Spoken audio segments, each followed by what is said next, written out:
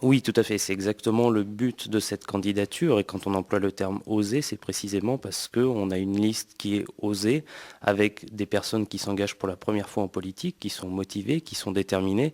Et c'était notre volonté d'avoir cette liste de renouvellement qui ne soit pas basée sur des rassemblements politiques, des accords politiciens, mais simplement avec des personnes qui ont envie de s'engager pour leur commune et qui sont véritablement motivés par ça. C'est le sens de mon engagement également, puisque c'est ma deuxième candidature à QC. Je ne suis pas élu sortant, donc ça serait un premier mandat. Et c'est véritablement notre volonté, c'est de ne plus être dans ce système politicien, mais d'être pour QC, d'œuvrer pour QC. Osez également dans vos priorités, vous en avez 5 exactement. 5 qui sont lesquelles? La première des priorités, c'est celle de la fiscalité. Les QC-tois le savent, ils peuvent le constater sur leur fiche d'imposition. Ces dernières années, les impôts ont augmenté d'une façon exponentielle à QC.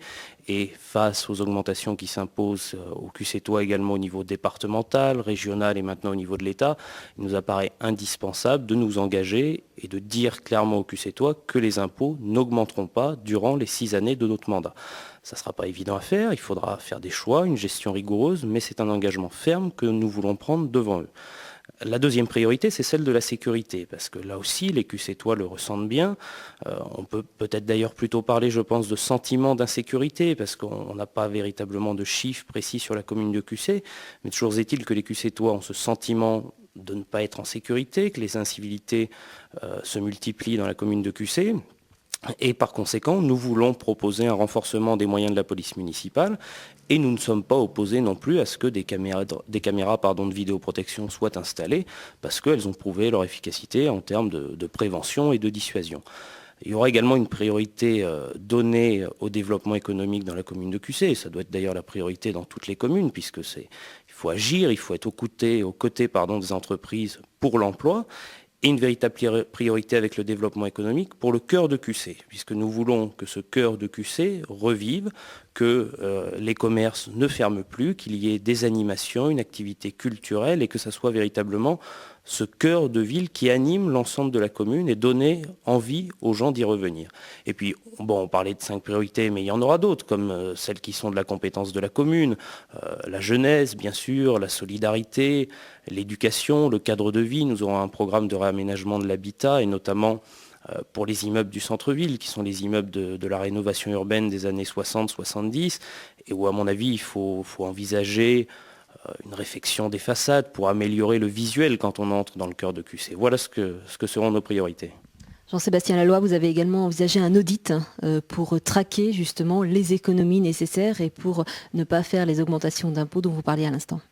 Oui, tout à fait. C'est un engagement que nous prenons là aussi devant les QC-tois, c'est qu'il y ait finalement de la transparence dans la gestion de la commune. Aujourd'hui, les QC-tois, la seule vision qu'ils ont de la gestion financière de leur commune, c'est leur fiche d'imposition. Et ils ne savent pas à quoi servent leurs impôts, ils ne savent pas comment ils sont utilisés, et on ne leur explique pas d'ailleurs comment on justifie les augmentations d'impôts.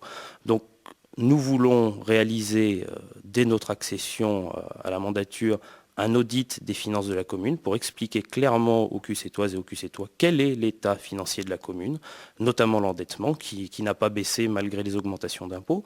Et nous nous engageons à renouveler cet audit régulièrement. Il sera réalisé par un cabinet indépendant, extérieur, en toute transparence, pour que les QC-tois sachent comment leur argent est utilisé. Vous dites également que QC a une âme et que c'est une ville historique, peut-être plus encore importante que celles qui sont autour.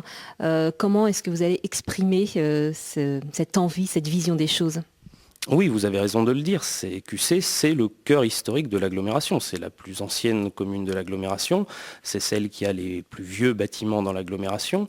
Et malheureusement, aujourd'hui, j'ai l'impression que ce cachet historique, que cette âme de la commune, justement, n'est pas mise en valeur et que même les QC-tois, souvent, n'en ont pas connaissance et ne se rendent pas compte de ce patrimoine extraordinaire qu'ils ont à proximité. Donc, il faudra le mettre en valeur et il faudra le rendre accessible par des manifestations culturelles accessibles à tous et par ce côté traditionnel de la ville qui doit revivre. Il y a une époque où à QC, il y avait des foires, des marchés, tous ces moments de convivialité qui aujourd'hui n'existent plus. Et nous voulons, et ça fait partie du projet pour animer le cœur de ville, nous voulons remettre ça en route avec toutes ces grandes animations, ces festivités pour faire vivre QC autour de son histoire, de son passé médiéval, de la venue de Louis XI à QC qui a permis l'essor de la ville. Tout ça doit être mis en valeur et accessible à tous les QCtois.